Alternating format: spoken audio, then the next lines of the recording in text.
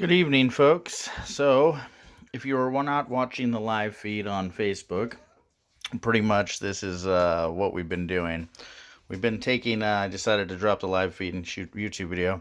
So we have this all ready to go, some people might complain about the stems, but that's actually offering health benefits also. And as long as you're not burning stuff, it's not going to taste too funny. So, basically what we've got is set up. We've got this fine mesh strainer here. I bought it at a restaurant store, either cash and carry. You want to put it at an angle like this and support it on the sink or whatever you've got because it drains faster at an angle. Then I'm just going to put it back into the container as it was in because pretty much it's not, hot anymore. I've let it cool for a while. I like to let it cool for about an hour before I get started. Pretty much what we're going to be doing here is teaching you the basic process of this kind of stuff.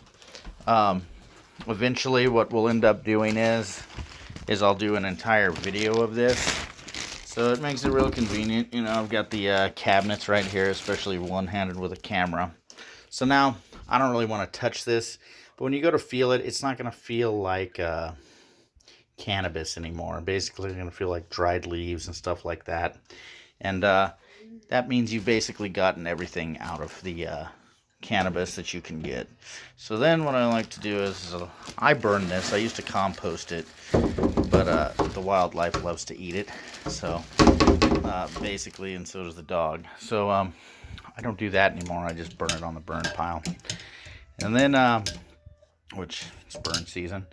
So then what I do is sometimes I use the funnel here if I'm like doing cooking oil or olive oil, because the holes are so big in that. Those first two coconut oil containers, that's really not necessary. Now, this is some of the stuff I use for essential oils when I'm making the topical. You see a lot of this stuff is like repeat purchase, Every once in a while I like to add the orange, but probably gonna just stick with the tea tree oil, lavender, and the eucalyptus today. If you do this, make sure you wash your skin. When it mixes with the sodium from the salt, you kind of have like a burning sensation. It doesn't bother me, but some people are not as tough. Oh, and look how our lovely macaroni and cheese dinner came out. First casserole, and then there's the ham that I made to put in that, and I'll be making the soup tomorrow. I just didn't get to it today, and it's not really needed. We can probably eat that macaroni and cheese for a couple of days. So I've never done this one-handed. And I do feel like I should probably use the funnel because I am one-handed. Gives us a bigger opening. So I'm going to watch not through the camera and slowly pour this in there. Hopefully not overfilling. Now, it's important to remember the cannabis is going to eat some of this up, basically, because you could press it out, but that's too much of a work for me. I'd rather just, not worry about that. So, that one little run through did fill one jug. Now, what I am going to do, it was warm enough that whatever coconut oil was left in there on the sides. Oh, God. Well, that's not a good enough seal. Hold on, I'm going to set you down. That is a mess. Wow. Okay, so we're just rinsing that off now because obviously I'm going to have to wipe it down with some Clorox and Dawn water at this point. I just wasted probably, I don't know how much this goes for on the market, but more than I would have liked to. Hold on, let me dry my hand. So anyway, the good news is it did have the desired effect of melting the rest of that coconut oil into there that was still in the container. So now I'll go ahead and go back to this time around. Since we already did this for the live, I'm going to show you how to strain this. Fine mesh strainer I talked about. Bought it at a restaurant store, cash and carry or Smart and Final. The 1 gallon container. And pretty much you're going to want to try to grab out mostly liquid, but also a combination of the flour material in there, because you're going to want to let it start to drain and stuff. For the purposes of speeding this up and showing you, you know, how to make it, for the topical, I will probably not worry about letting this finish draining right now. But you see here, look, see how it's dripping when it's more or less level? When you turn it at that angle like I was telling you, there's more of a solid stream, so it's faster, especially if you're impatient like I am with that kind of stuff. Okay, so we're going to go ahead and just set that there. And what we're going to do is, we're going to grab one of these smaller jars here. And we're only going to fill it up probably to the bottom of the funnel on this one. There we go. Now, here we go. I'm not going to make the same mistake this time because the seal isn't that awesome on these. I guess that's probably why they got the plastic.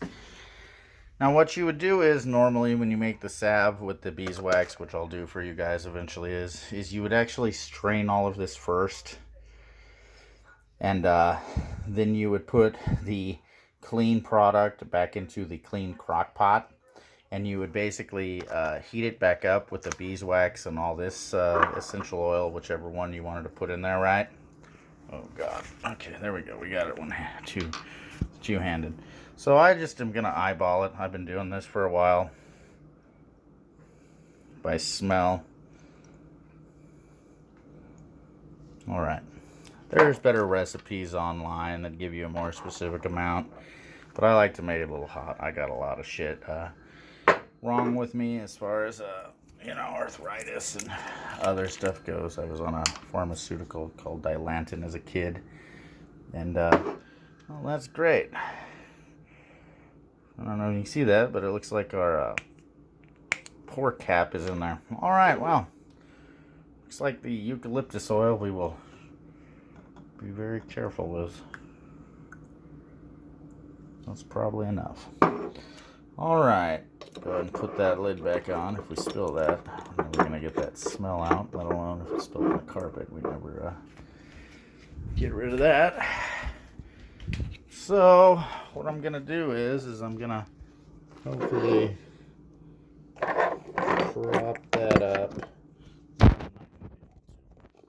So what we're gonna do is screw that on there as tight as we can. Okay, bring it over here to the sink, making sure not to contaminate. All right, none of it came out this time. It looks like these little ones. Oh, looks like I'm full of shit too. Well, folks, let me tell you a secret. All right, we're doing shit on the cheap a little bit because Joe Biden's America kind of sucks as far as expenses go. But what I like to normally do is I like to buy Rayleigh's brand coconut oil, and it's glass, and you don't have that problem because the plastic isn't cheap and garbage. But anyway, that's pretty much where we're at with this. You've learned a little bit about how to make the topical, which as soon as that dries off, I'm going to label it topical on the side label and the top to make sure, you know, nobody eats that by accident. And pretty much stay tuned, and I'll show you how to do a more complete process starting from the very beginning to the end on a lot of this stuff. I'm just kind of throwing this content out, seeing if it's maybe what people might want to watch or something like that.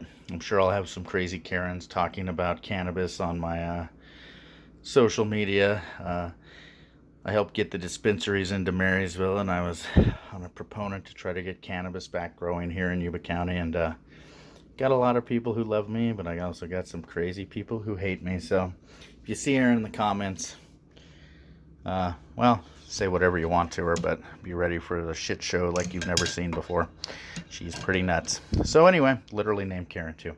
All right, have a good one, guys. God bless you, and I'll probably be making a smoothie with the fresh coconut oil tonight, and I'll let you know how that goes and all that. Have a very good night. God bless. Happy weekend.